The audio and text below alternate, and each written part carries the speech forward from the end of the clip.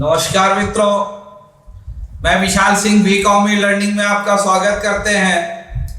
आज हम आपको कंपनी एक्ट 2013 के अंतर्गत legal position of the director, company act के अंतर्गत legal position of the director किसी एक्ट और सेक्शन के अंतर्गत डिफाइन तो स्पेसिफिक नहीं किया गया है, लेकिन कंडीशनल है कि डायरेक्टर की क्या लीगल पोजीशन होती है, उस दायरे से वह बाहर जाके कार्य नहीं कर सकता है। कंपनी के लिए यह विधिक रूल न होने के कारण किसी भी कंपनी अपने कार्य को संचालित करने के लिए मेमोरेंडम ऑफ एसोसिएशन और आर्टिकल ऑफ एसोसिएशन के अंतर्गत अपने ऑफिसर और मैनेजर को work of the legal position वो कंपनी के एम्प्लॉय के रूप में वो प्रदान करते हैं। वो सभी कंपनियां अपनी लिखती हैं जिसमें उनके पूरे राइट्स लिखे जाते हैं। कंपनी के legal position of the director एक केस से भी डिफाइंड है। Ramchandra and sons sugar mill versus Kanhaiya Lal के केस में डायरेक्टर के पोजीशन को लीगल किया गया है, जिसमें स्पष्ट शॉर्ट में आपको बताया director is delegates and agent of the company, director is not employ of the company. Director किसी कंपनी का डेलीगेट प्रतिनिधित्व होता है, कार्य करने का अधिकारी होता है, लेकिन वह कंपनी का नौकर नहीं होता है। डायरेक्टर के कुछ पॉइंट्स दिए गए हैं जो लीगल एथिक्स में मान्यता प्रदान की गई है, हम उनको बताना चाहेंगे। पहले एक एक नाम देख, director trustee, director agent, director manager, director of the officer of the company. Next, director no employ of the company. First आपको बताना है डायरेक्टर ट्रस्टी।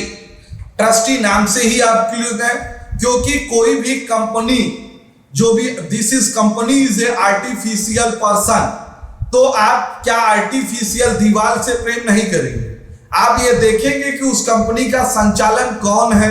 तो डायरेक्टर ट्रस्टी पर पूरे शेयर होल्डरों का बिलीव बना रहता है। वह एक्टिव इंसान होना चाहिए जो कंपनी के बिजनेस को इंक्रीज करे, कंपनी की पोजीशन को इंक्रीज करे, जिससे कंपनी मैक्सिमम प्रॉफिट हो, शेयर होल्डर को डिविडेंड प्राप्त हो। फ्यूडिशरी रिलेशनशिप, क्योंकि this is the director is indirect in company as a all property is owner, क्योंकि डायरेक्टर कंपनी का टोटल प्रॉपर्टी का मालिक होता है। तो इसका मतलब मालिक होने के नाते वो बेच के अपने लिए घर नहीं ले जा सकता, वह कंपनी के डेवलपमेंट में होता है, वह कंपनी का केयर टेकर होता है, वह उसे यूज कर सकता है, यूज करके कंपनी के डेवलपमेंट में कर सकता है, प्रॉफिट कंपनी के शेयर होल्डर को मिलता है।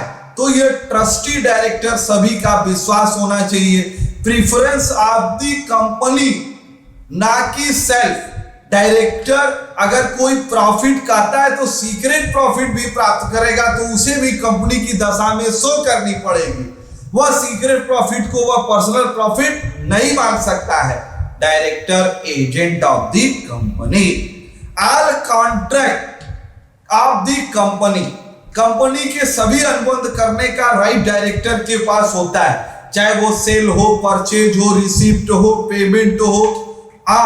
This is artificial of the person. तो एजेंट एक डेलीगेट प्रतिनिधि के रूप में, एजेंट के रूप में कार्य करता है और टोटल उसे अधिकार प्राप्त होते हैं इन कंपनी के डेवलपमेंट में।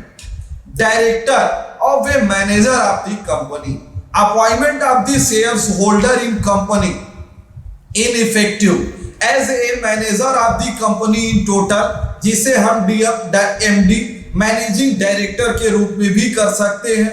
कहीं कहीं इसको नाम में CEO chief executive of the officers, क्योंकि फुल टाइम वो वर्क करते हैं, तो कंपनी के उसके बाद चेयरमैन ही होता है, वो टोटल कंपनी के कंट्रोल का कार्य करते हैं। Director as an officers of the company, क्योंकि डायरेक्टर एक वर्कर होने के नाते सारे अधिकार रखता है, तो सभी लीगल पॉइंट्स पर सिग्नेचर करने का अधिकार है।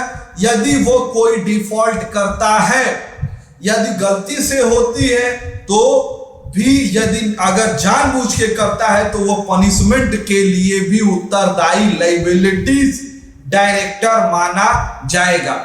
Director is no employ of the company, company का वो एम्प्लॉय नहीं होता है। डेलीगेट्स कैसा भी अभी पिछले केस में मैंने Ramchandra and sons sugar mills versus Kanhaiya Lal में स्पष्ट दिया कि यह कंपनी का डेलीगेट एंड एजेंट हो सकता है but not the employ. But लेकिन वह एम्प्लॉय सैलरी होल्डर होने के नाते एम्प्लॉय को मिलने वाले सारे बेनिफिट डायरेक्टर को मिलते हैं। प्रीक्विस्ट वगैरह सारे लाभ, अलाउंस वगैरह, यह सब डायरेक्टर भी प्राप्त कर सकता है। प्राप्त करने का लायबिलिटी है लेकिन एम्प्लॉय नहीं माना जाएगा।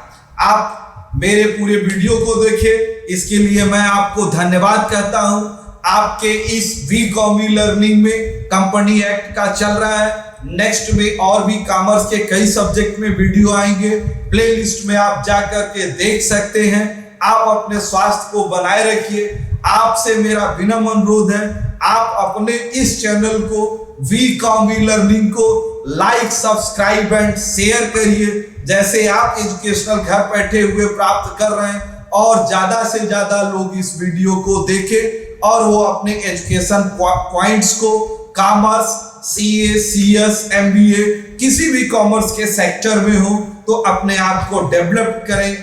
आप अपने best of the result life का और हेल्थ दोनों बनाए रखें। आपको पूर्ण रूप से धन्यवाद।